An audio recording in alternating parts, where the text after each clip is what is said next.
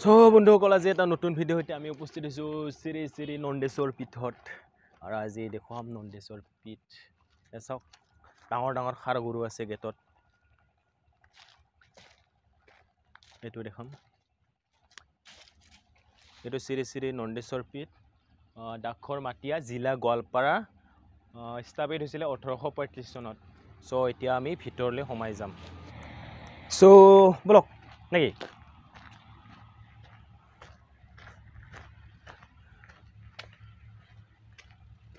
আজি প্ৰথমবাৰ আহিছোঁ এইটো মন্দিৰত আৰু ইয়াত ভিতৰত কি আছে আপোনালোকক দেখাবলৈ চেষ্টা কৰিম সো বন্ধুসকল ভিডিঅ'টো লাষ্টলৈ চাই থাকক আৰু ভিডিঅ'টো যদি ভাল লাগে লাইক কৰিব আৰু নতুনকৈ আহিছে যে চেনেলটো ছাবস্ক্ৰাইব কৰিব আৰু যিমান পাৰে শ্বেয়াৰ কৰি দিব এইটো ইয়াৰ কাষতে আছে এইটো দুধনৈ নদী হয়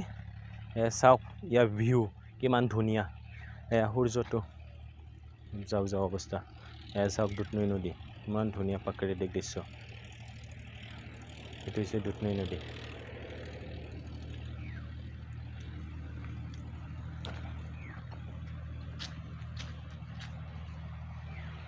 এইটো হৈছে জিৰণি চৰা আৰু এইটো কাৰ্যালয় আৰু সভাগৃহ শ্ৰী শ্ৰী নন্দেশ্বৰ পীঠৰ আৰু আপোনালোকে যদি ইয়াত নন্দেশ্বৰ মন্দিৰত আহি যদি দুধনৈ নদীত গা ধুব খোজে এইটো চিৰিৰে নামি গৈ গা ধুব পাৰে এয়া এইটো হৈছে দুধনৈ নদী এতিয়া সূৰ্যটো ডুব যাওঁ চাওক না ভিউ কিমান ধুনীয়া হৈছে সূৰ্যটো ডুব যাওঁ অৱস্থা চাওক এইটো হৈছে দুধনৈ নদীৰ পানী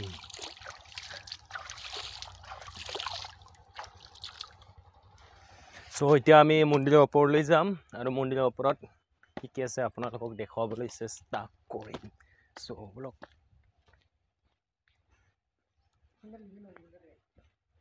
আৰু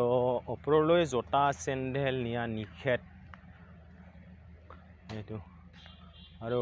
ওম নমঃ শিৱায়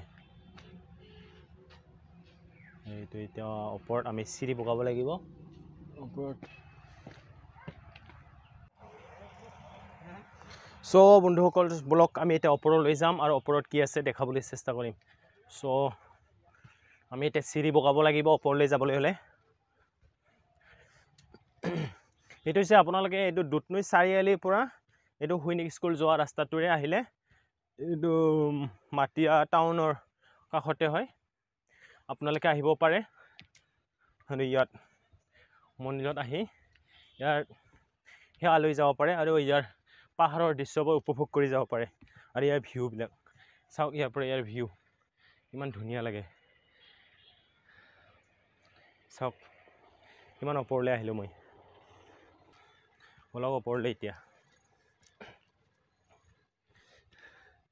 এইটো মন্দিৰটো আহি পাইছোঁ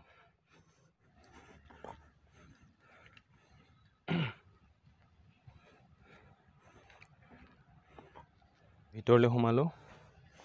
মন্দিৰটোৰ ভিতৰলৈ চাওক মন্দিৰটোৰ ভিতৰত শিৱলিংগ আছে ইয়াত শিৱ পূজা কৰা হয়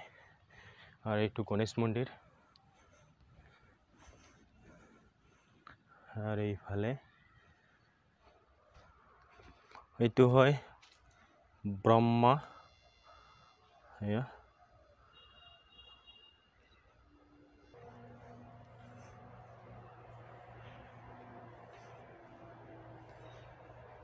মন্দিৰটো পুৰা টাইলছ লগাইছে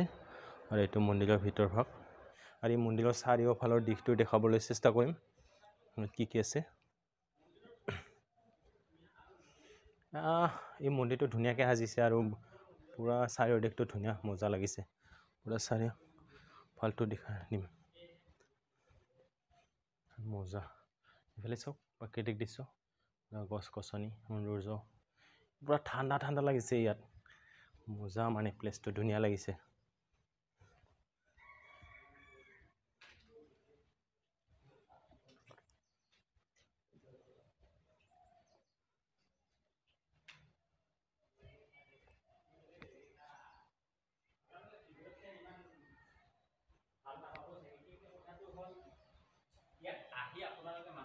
এইটো হৈছে ভৈৰৱ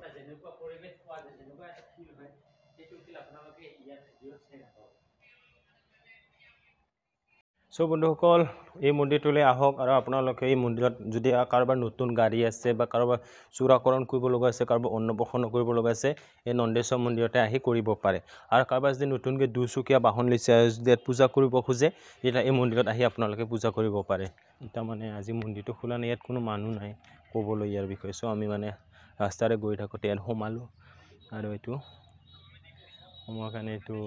ইয়াত কাকো লগ নাপালোঁ লগ পালে ভাল হ'ল হয় কাৰোবাক সুধিব পাৰিলোঁ হয় চ' এজনো মানুহ নাছিলে তাৰ কাৰণে আকৌ সোধা নহ'ল